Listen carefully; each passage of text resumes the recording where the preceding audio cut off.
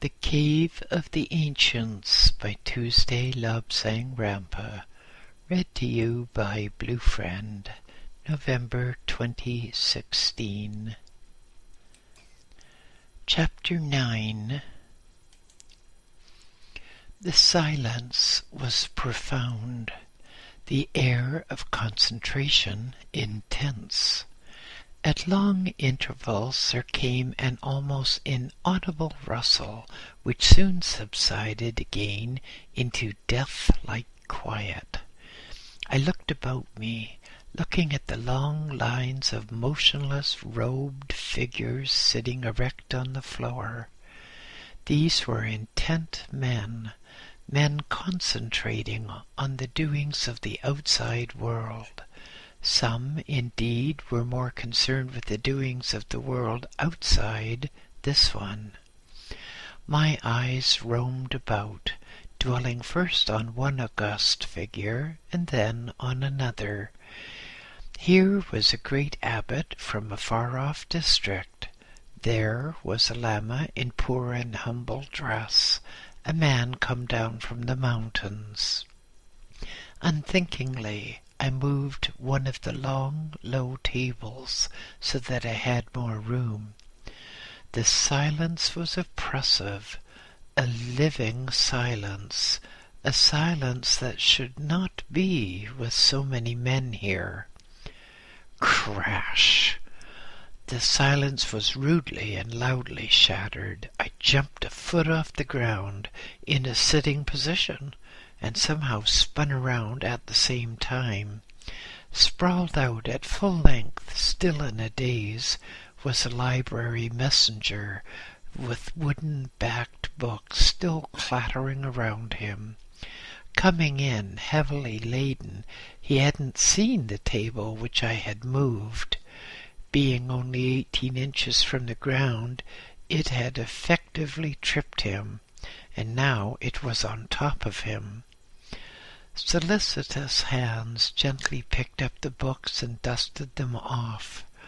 Books are revered in Tibet.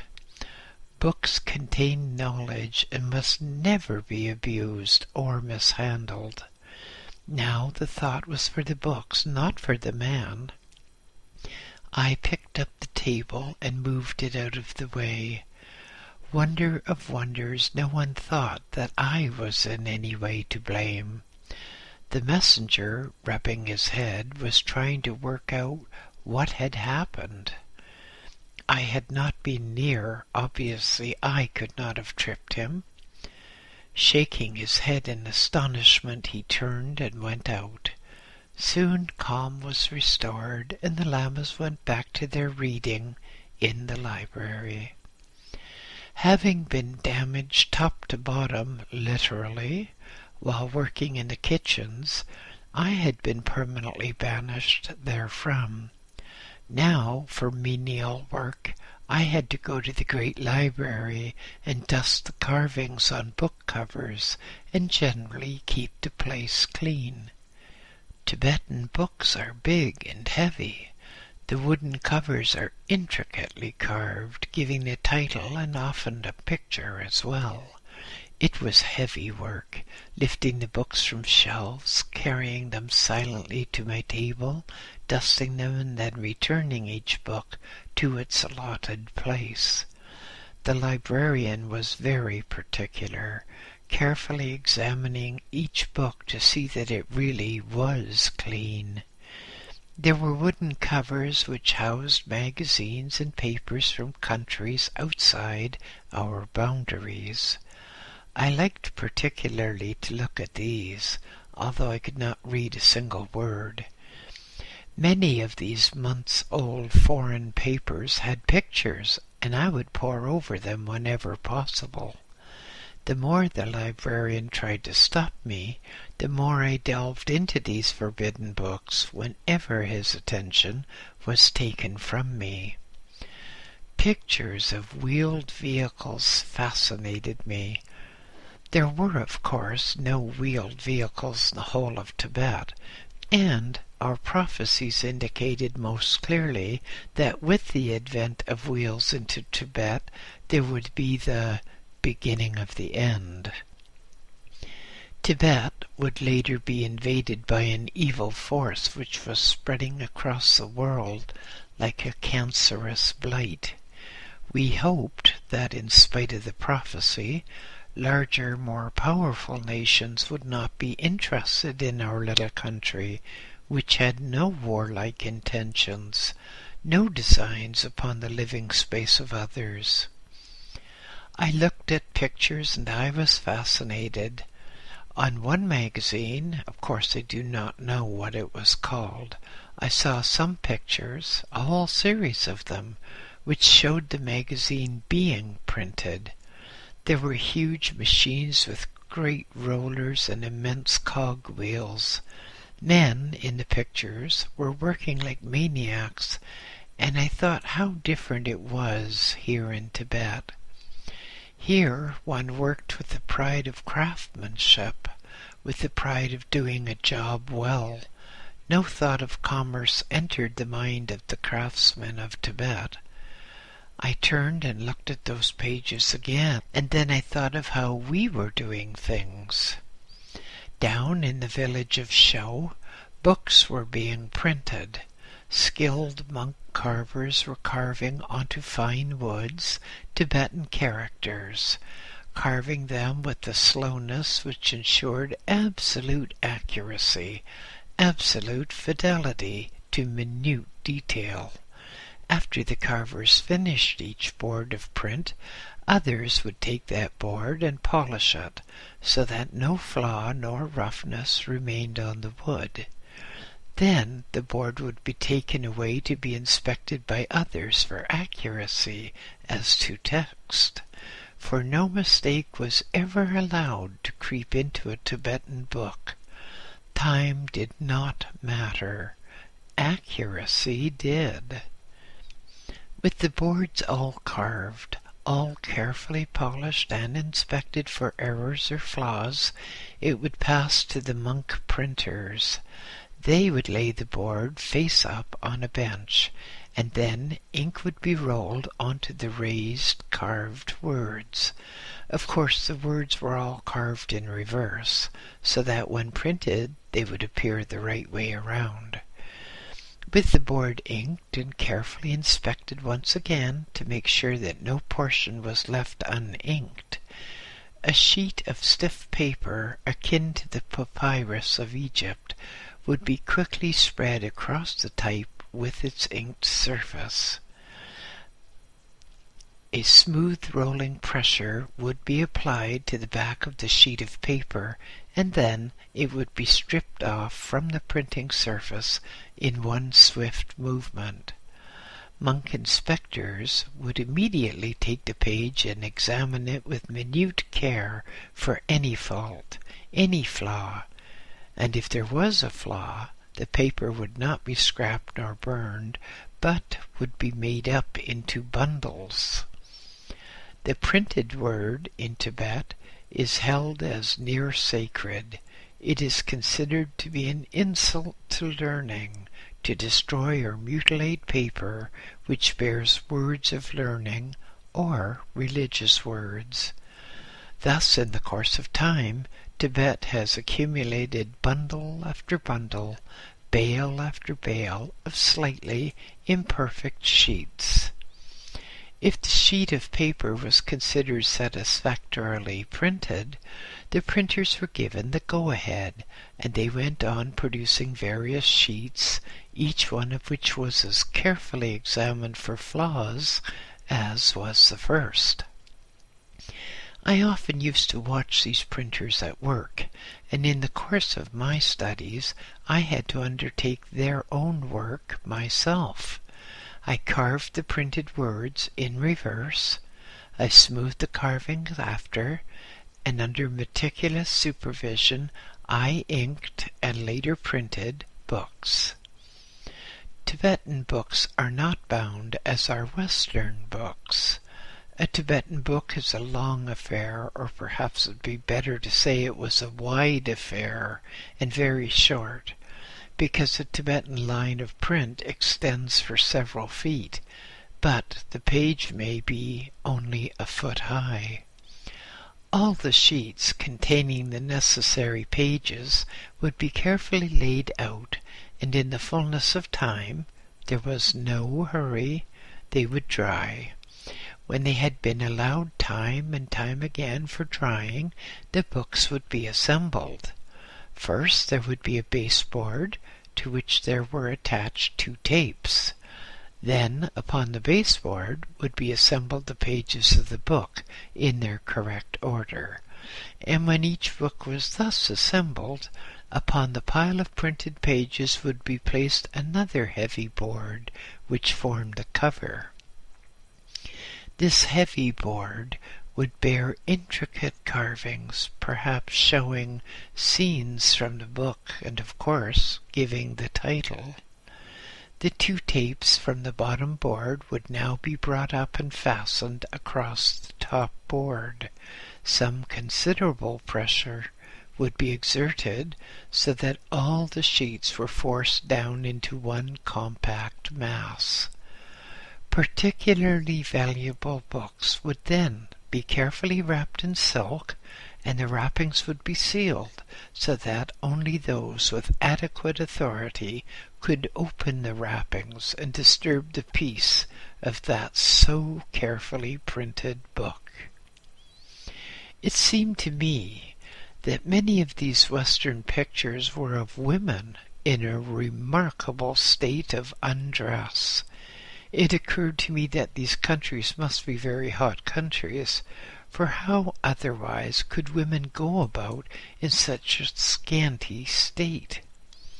On some of the pictures people were lying down, obviously dead, while standing over them would be perhaps a villainous-looking man with a piece of metal tubing in one hand from whence issued smoke.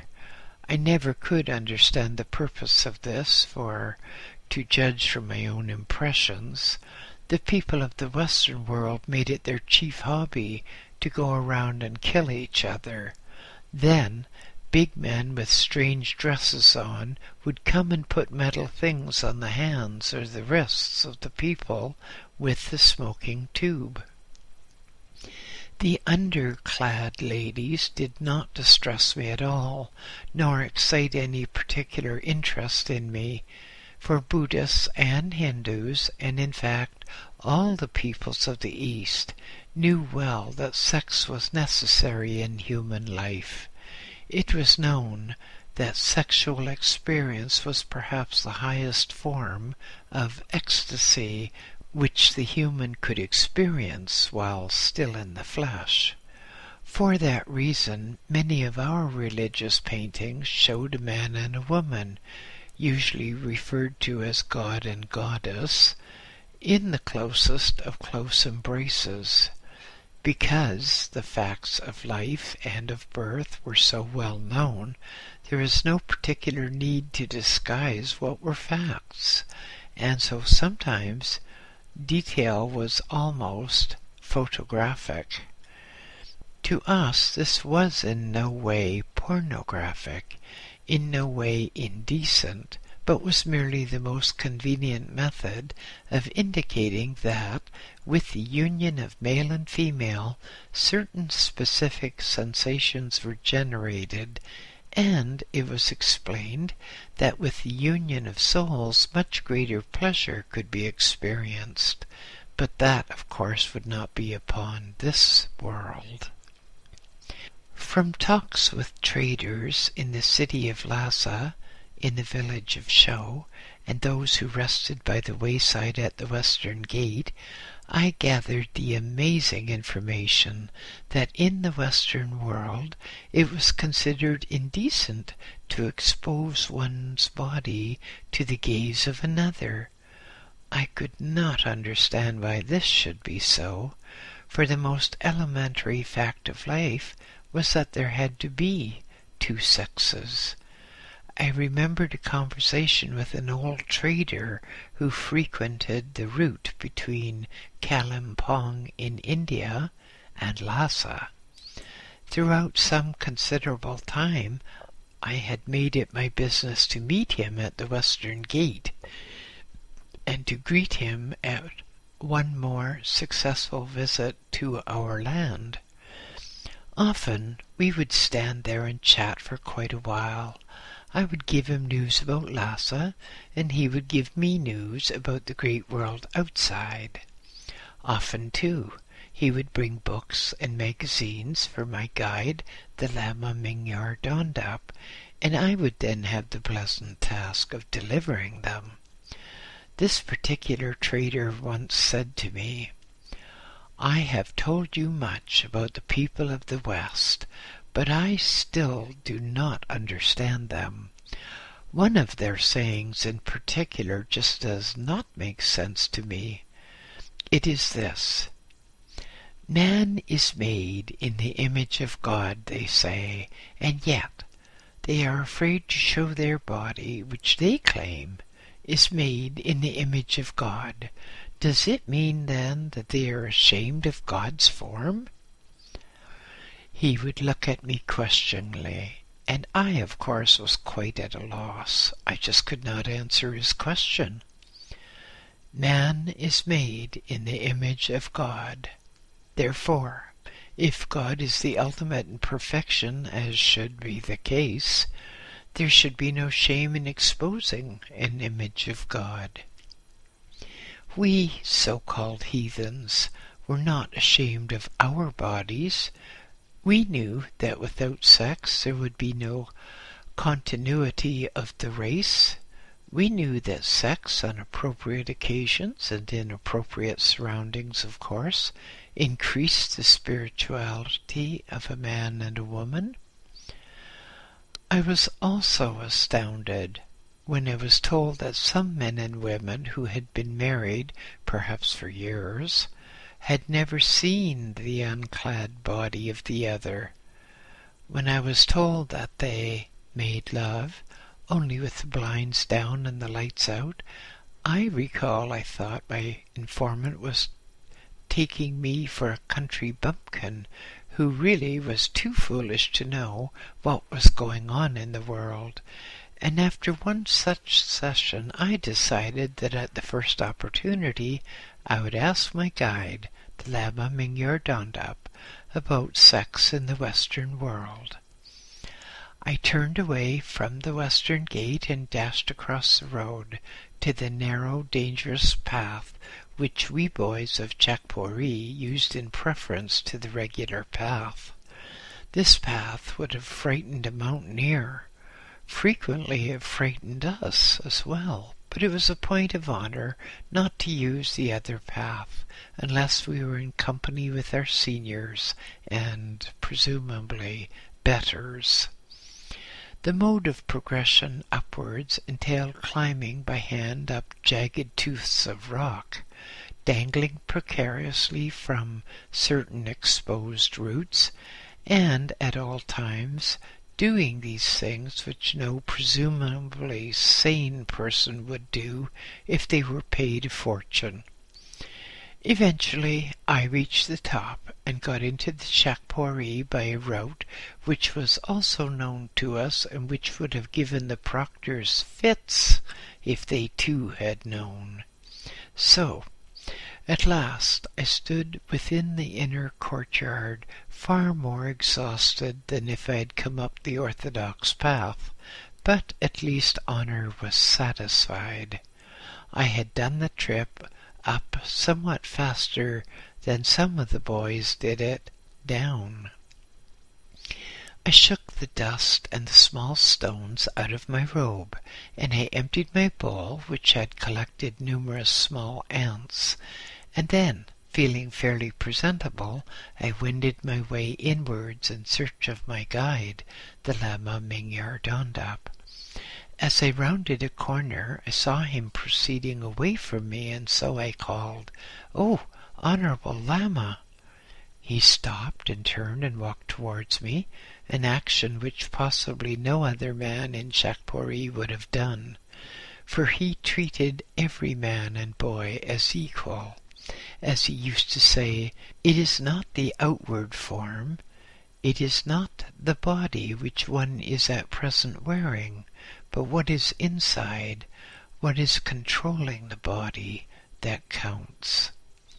My guide himself was a great incarnation who easily had been recognized on his return to his body.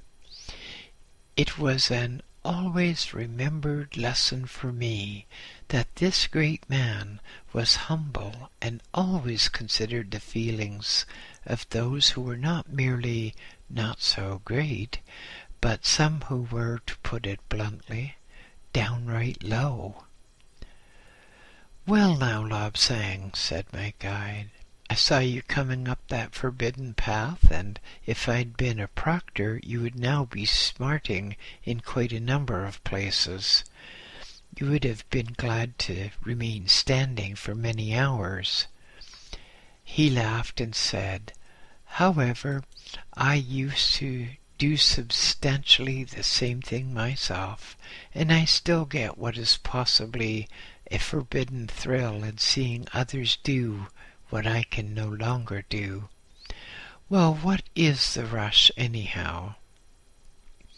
I looked up at him and said, "Honorable Lama, I have been hearing horrible things about the people of the Western world, and my mind is indeed in a constant turmoil, for I'm unable to tell if I'm being laughed at, if I am being made to look a worse fool than usual, or whether the marvels which have been described to me are indeed fact."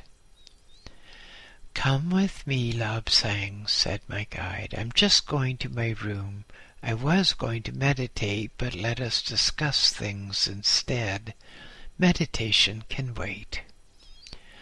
We turned and walked along side by side to the Lama Mingyar Dondup's room, the one which overlooked the Jewel Park.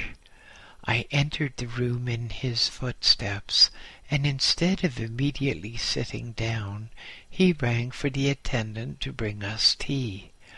Then, with me by his side, he moved across to the window and looked out across that lovely expanse of land which was one of the most beautiful places perhaps in the whole world. Below us, slightly to our left, was the fertile wooded garden known as the Norbulingka of Jewel Park.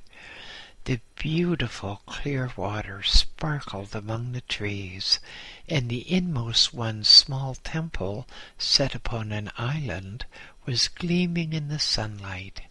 Someone was crossing the rocky causeway, a path across the water made of flat stones with spaces in between, so that the water could flow freely and the fish would have no bar. I looked carefully and thought I could distinguish one of the high members of the government. "Yes, Lobsang, he's going to see the inmost one," said my guide in answer to my unspoken thought. Together we watched for some time, for it was pleasant here, looking out upon that park, with beyond it the happy river, sparkling and dancing as if with joy of a beautiful day.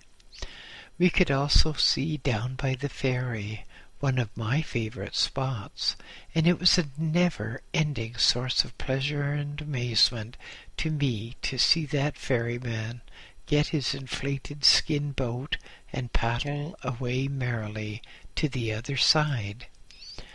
Below us, between us and the Norbulingka, pilgrims were making their slow way along the Lingor road.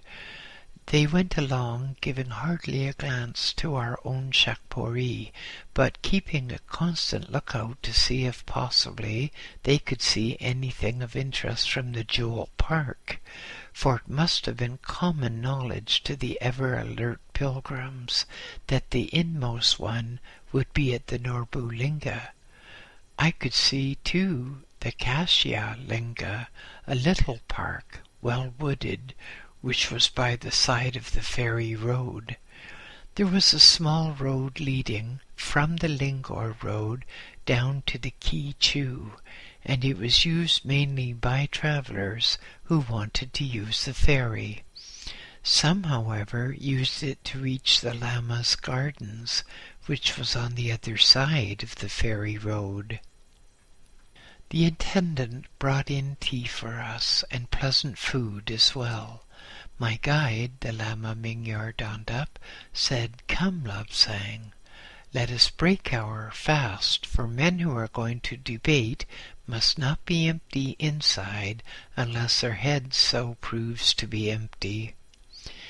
He sat down on one of the hard cushions which we of Tibet use instead of chairs, for we sit upon the floor cross-legged. So seated, he motioned for me to follow his example, which I did with alacrity, because the sight of food was always one to make me hurry. We ate in comparative silence.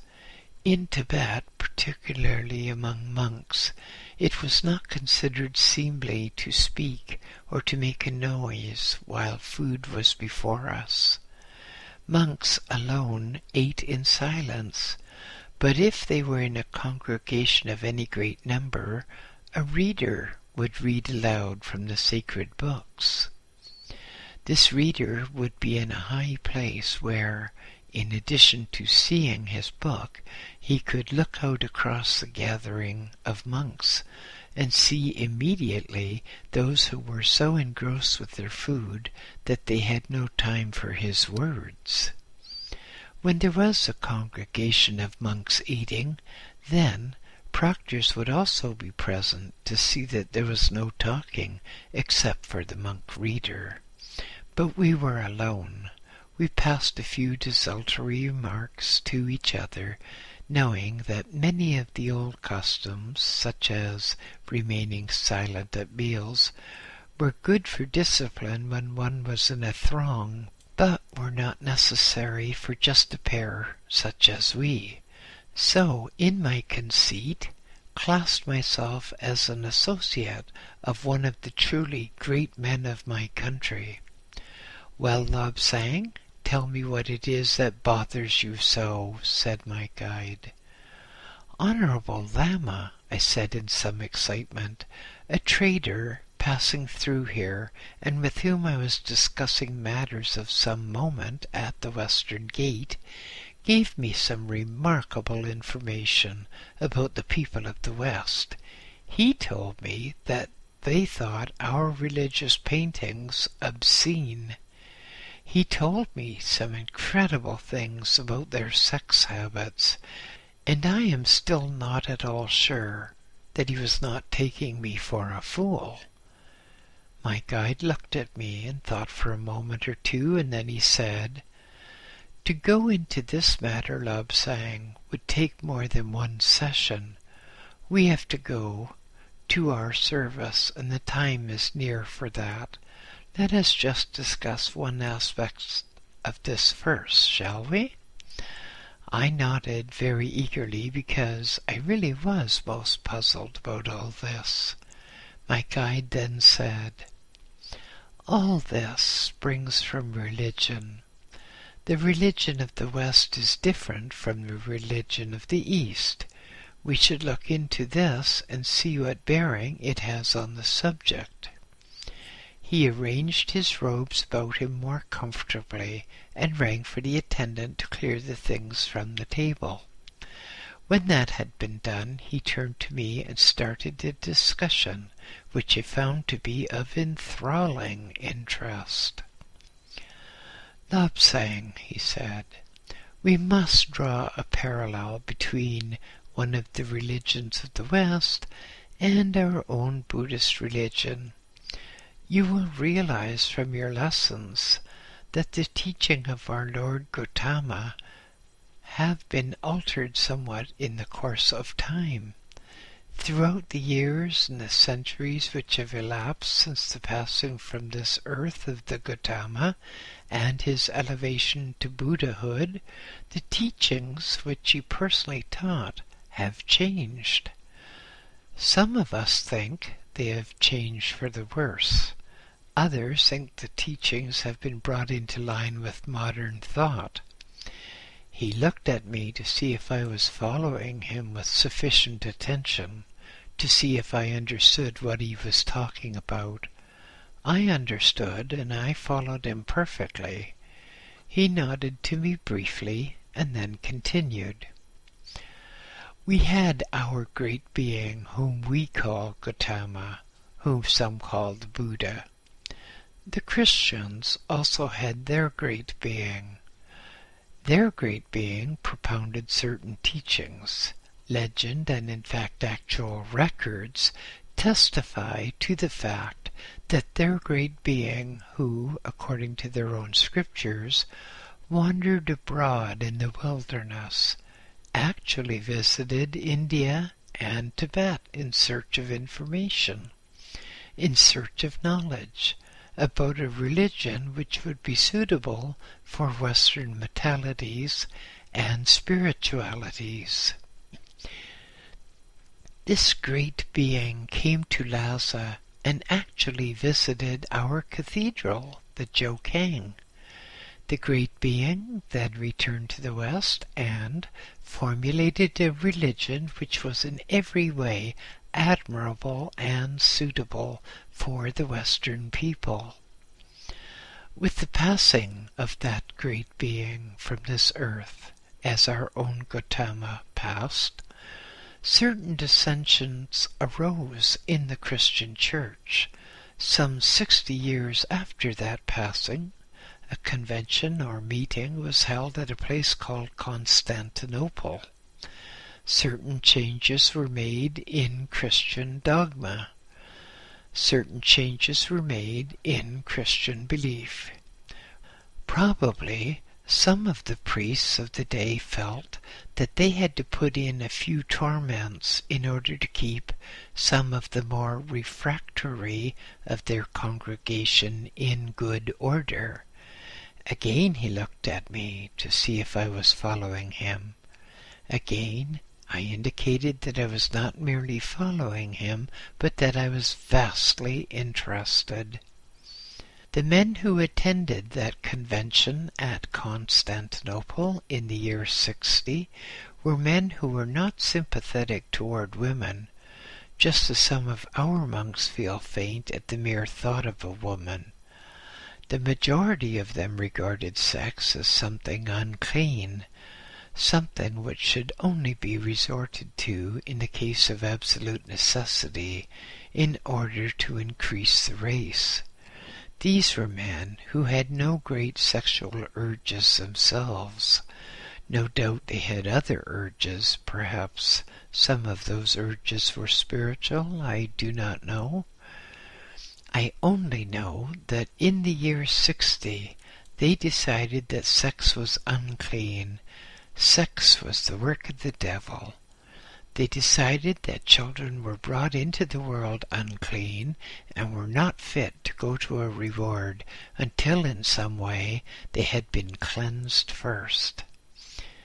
He paused a moment and then smiled as he said, I do not know what is supposed to happen to all the millions of babies born before this meeting at Constantinople.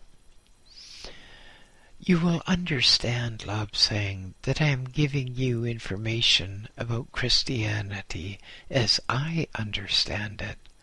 Possibly, when you go to live amongst these people, you will have some different impression or different information which in some way may modify my own opinions and teachings.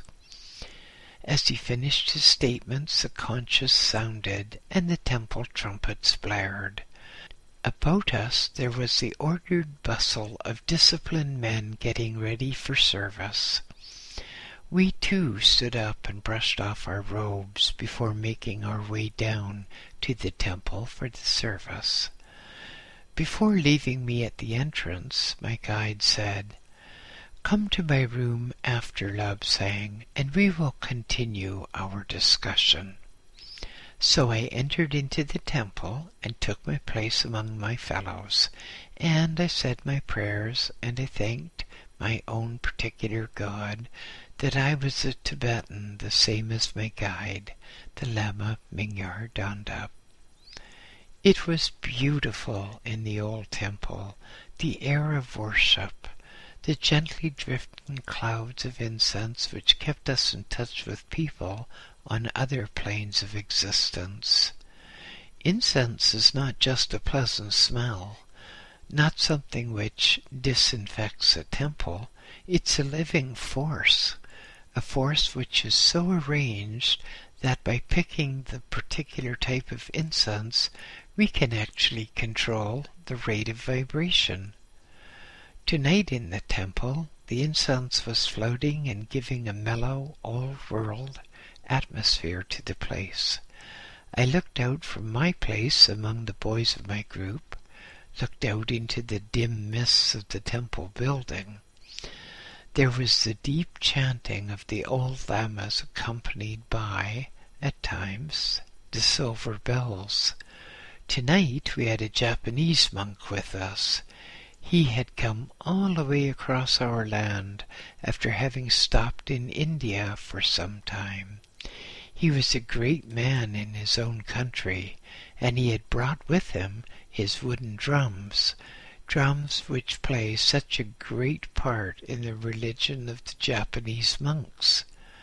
I marveled at the versatility of the Japanese monk, at the remarkable music he produced from his drums. It seemed truly amazing to me that hitting a sort of wooden box could sound so very musical. He had the wooden drum, and he had sort of clappers, each with little bells attached, and also our own lamas accompanied him with silver bells, with the great temple conch booming out in appropriate time. It seemed to me that the whole temple vibrated. The walls themselves seemed to dance and shimmer, and the mists away in the distance of the far recesses seemed to form into faces, the faces of long-dead lamas. But for once, all too soon, the service had ended, and I hurried off, as arranged, to my guide, the Lama Mingyardanda. "You have not wasted much time, Lobsang," said my guide cheerfully. "I thought perhaps you would be stopping to have one of those innumerable snacks." "No, Honorable Lama, I am anxious to get some enlightenment, for I confess the subject of sex in the Western world is one which has caused me a lot of astonishment after having heard so much about it from traders and others." He laughed at me and said, "Sex causes a lot of interest everywhere. It is sex, after all, which keeps people on this earth. We will discuss it as you require it so." "Honorable Lama," I said, "you said previously that sex was the second greatest force in the world. What did you mean by that? If sex is so necessary in order to keep the world populated, why is it not the most important force?" "The greatest force in the world, Lobsang," said my guide, "is not sex. The greatest force of all is imagination, for without imagination there would be no sexual impulse. If a male had no imagination, then the male could not be interested in the female. Without imagination, there would be no writers, no artists, there would be nothing whatsoever that was constructive or good." "But, Honorable Lama," I said, "are you saying that imagination is necessary for sex? And if you are, how does imagination apply to animals?" "Imagination is possessed by animals," Lobsang, "just as it is possessed by humans. Many people think that animals are mindless creatures, without any form of intelligence, without any form of reason. Yet I, who have lived a surprisingly long number of years, tell you differently." My guide looked at me, and then, shaking a finger at me, he said, "You profess to be fond of the temple cats. Are you going to tell me that they have no imagination? You always speak to the temple cats. You stop to caress them. After you've been affectionate with them, once they will wait for you a second time, and a third time, and so on. If this were mere insensitive reactions, if these were just brain patterns, then the cat would not wait for you on that second or third occasion, but would wait until the habit had been formed. No, Lobsang, any animal has imagination. An animal imagines the pleasures in being with its mate, and then the inevitable occurs." When I came to think about it, to dwell upon the subject of it, was perfectly clear to me that my guide was absolutely right. I had seen little birds, little hens, fluttering their wings in much the same way as young women flutter their eyelids. I had watched little birds and seen very real anxiety as they waited for their mates to return from the unceasing forage for food. I had seen the joy with which a loving little bird had greeted her mate upon his return.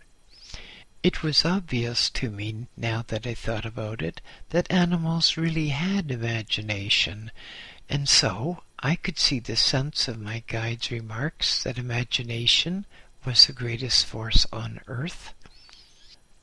One of the traders told me that the more occult a person was, the more he was opposed to sex, Honorable Lama.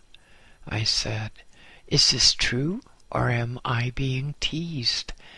I have heard so many very strange things that I really do not know how I stand in the matter." The Lama Mingyar Dondop nodded sadly as he replied, "It is perfectly true, Lobsang, that many people who are intensely interested in occult matters are intensely antipathetic to sex, and for a special reason. You have been told before that the greatest occultists are not normal. That is, they have something wrong with them physically. A person may have a grave disease such as TB or cancer or anything of that nature. A person may have some nerve complaint, whatever it is. It's an illness, and that illness increases metaphysical perceptions." He frowned slightly as he continued, "Many people find that the sexual impulse is a great drive.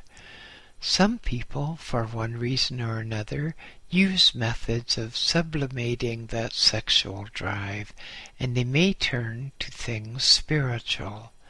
Once a man or a woman is turned away from a thing, they become a deadly enemy to that thing. There's no greater reformer nor greater campaigner against the evils of drink than the reformed drunkard.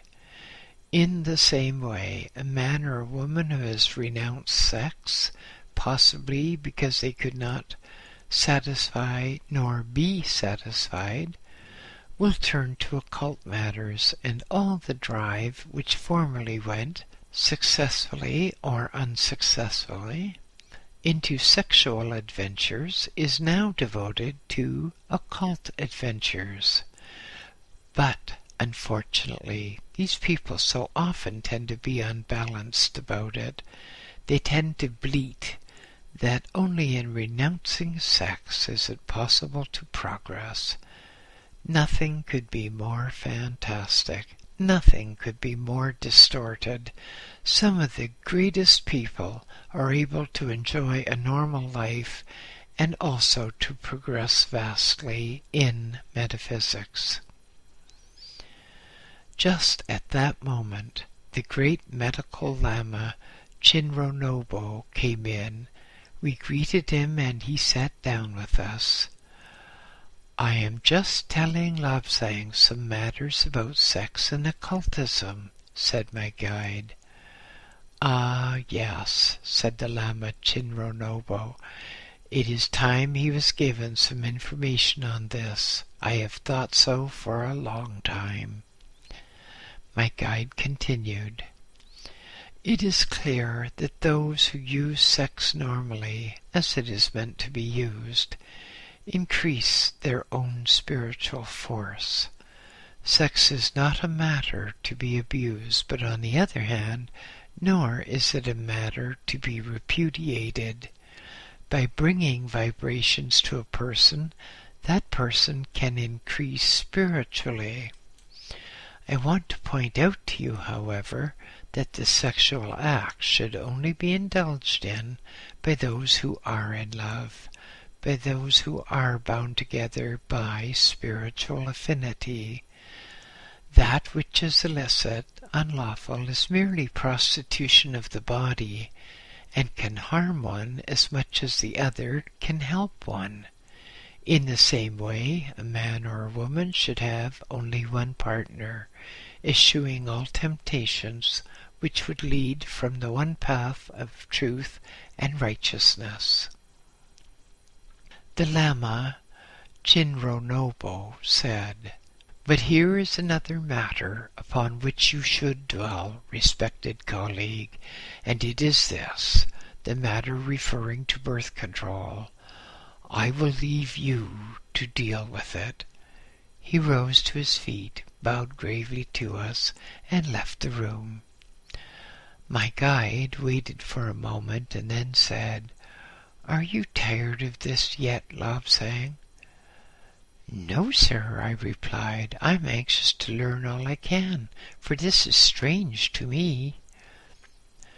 Then you should know that in the early days of life upon earth, peoples were divided into families. Throughout areas of the world there were small families which, with the passage of time, became big families. As seems to be inevitable among humans, quarrels and dissensions occurred. Family fought against family. The victors killed the men they had vanquished and took their women into their own family.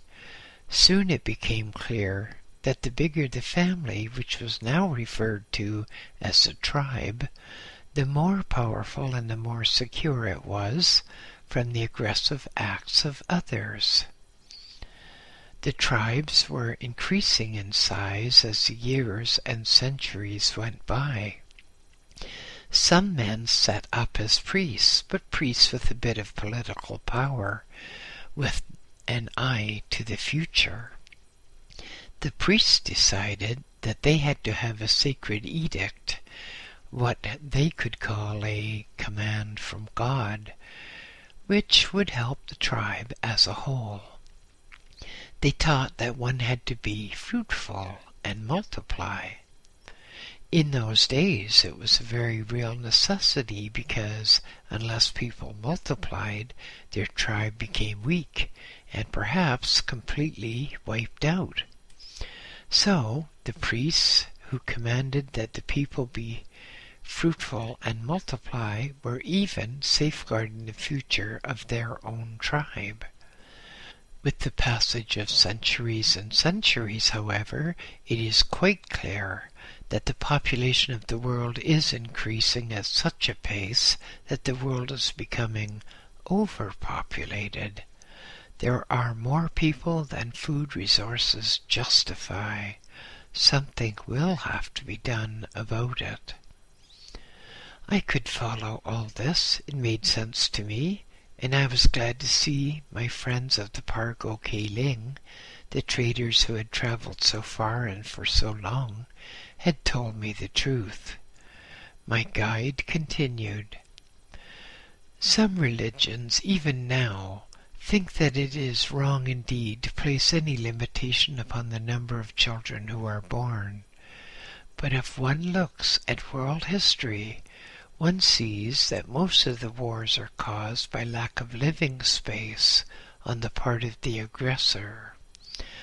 A country has a rapidly expanding population, and it knows that if it goes on expanding at this rate, there will not be enough food, not be enough opportunity for those of its own people. Thus they make war, saying that they have to have living space. Then, Honorable Lama, I said, how would you deal with the problem? Lapsang, he replied, the matter is easy if men and women of goodwill get together to discuss the thing. The old forms of religions, the old religious teachings, were in every way suitable when the world was young, when people were few, but now it is inevitable, and it will be in time, that fresh approaches be made. You ask, what would I do about it? Well, I would do this. I would make birth control legal. I would teach all peoples about birth control, how it could be accomplished, what it is, and all that could be discovered about it. I would see that those people who wanted children could have perhaps one or two, while those who did not want children had the knowledge whereby children would not be born. According to our religion, Lapsang, there would be no offense in doing this. I have studied the old books dating back long ages ago, before life appeared on the western parts of the globe, for as you know, life first appeared in China and in the areas around Tibet, and spread to India before going westwards. However, we're not dealing with that.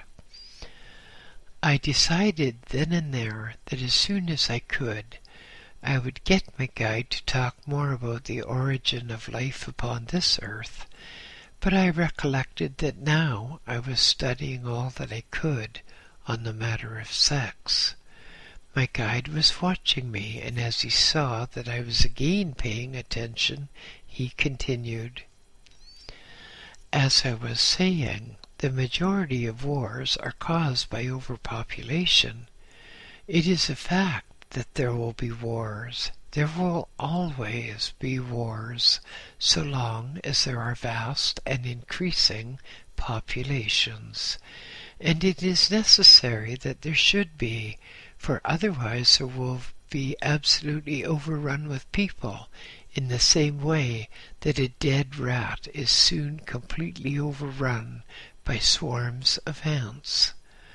When you move away from Tibet, where we have a very small population, and you go to some of the great cities of the world, you will be amazed and appalled at the vast numbers, at the vast throngs of people. You will see that my words are correct. Wars are utterly necessary to keep down the population. People have to come to Earth in order to learn things, and unless there were wars and diseases, then there would be no way whatever of keeping the population in control and keeping them fed. They'd be like a swarm of locusts eating everything in sight, contaminating everything, and in the end they would finish themselves up completely. Honorable Lama, I said, some of the traders who have talked about this birth control thing say that so many people think that it is evil. Now why would they think that? My guide thought for a moment, probably wondering how much he should tell me, for I was yet still young, and then he said, birth control to some appears to be murder of a person unborn, but in our faith, Lapsang, the spirit has not yet entered the unborn baby. In our faith, no murder can possibly have occurred. And anyhow, it is of course manifestly absurd to say that there is any murder in taking precautions to prevent conception. It is just as well to say that we murder a whole lot of plants if we prevent their seeds from germinating. Humans too often imagine that they are the most wonderful thing that ever happened in this great universe. Actually, of course, humans are just one form of life, and not the highest form of life at that. However, there is no time to go into such matters as that for the present. I thought of another thing which I had heard, and it seemed to be such a shocking, such a terrible thing, that I could hardly bring myself to speak of it. However, I did. Honorable Lama, I have heard that some animals, cows for instance, are made pregnant by unnatural means. Is that correct? My guide looked quite shocked for a moment, and then he said, Yes, Lobsang, that is absolutely correct. There are certain peoples in the Western world who try to raise cattle by what they call artificial insemination. That is, the cows are inseminated by a man with a great big syringe instead of having a bull do the necessary work. These people do not seem to realize that in making a baby, whether it be a baby human, a baby bear, or a baby cow, there is more than just the mechanical mating. If one is going to have good stock, there must be love or a form of affection in the mating process. If humans were artificially inseminated, then it could be that, being born without love, they would be subhumans. I repeat to you, Lobsang, that for the better type of human or beast, it is necessary that the parents shall be fond of each other, that they shall be raised in spiritual as well as physical vibration. Artificial insemination carried out in cold, loveless conditions results in very poor stock indeed. I believe that artificial insemination is one of the major crimes upon this earth. I sat there with the evening shadows stealing across the room, bathing the Lama Mingyar Dondap in the growing dusk, and as the dusk increased I saw his aura flaring with the great gold of spirituality. To me, clairvoyantly, the light was bright indeed, and interpenetrated the dusk itself. My clairvoyant perceptions told me, as if I did not know before, that there I was in the presence of one of the greatest men of Tibet. I felt warm inside me. I felt my whole being throb with love for this, my guide and tutor. Beneath us the temple conscious blared again, but this time they were not calling us, but calling others. Together we walked to the window and looked out. My guide put his hand on my shoulder as we looked out at the valley below us. The valley now partially enveloped in the purple darkness. Let your conscience be your guide, Lobsang, said my guide. You will always know if a thing is right or if a thing is wrong. You are going far, farther than you can imagine, and you will have many temptations placed before you. Let your conscience be your guide. We in Tibet are a peaceful people. We are people of a small population. We are a people who live in peace, who believe in holiness, who believe in the sanctity of the Spirit. Wherever you go, whatever you endure, let your conscience be your guide. We are trying to help you with your conscience. We are trying to give you extreme telepathic power and clairvoyance so that always, in the future, for so long as you live, you can get in touch telepathically with great lamas here in the high Himalayas. Great lamas who later will devote the whole of their time to waiting for your messages. Waiting for my messages? I'm afraid my jaw dropped with amazement. My messages? What was there so special about me? Why should great lamas be waiting for my messages all the time? My guide laughed and slapped my shoulder. The reason for your existence, Lobsang, is that you have a very, very special task to do. In spite of all the hardships, in spite of all the suffering, you will succeed in your task. But it is manifestly unfair that you should be left on your own in an alien world, a world that will mock you and call you a liar, a fraud, and a fake. Never despair, never give up, for right will prevail. You, Lobsang, will prevail. The evening shadows turned into the darkness of night. Below us, the lights of the city were a twinkle. Above us, a new moon was peeping down at us over the edge of the mountains. The planets, vast millions of them, twinkled in the purple heavens. I looked up, thought of all the forecasts about me, all the prophecies about me, and I thought also of the trust and the confidence shown by my friend, my guide, the Lama Mingyar Dandap, and I was content. End of Lesson 9.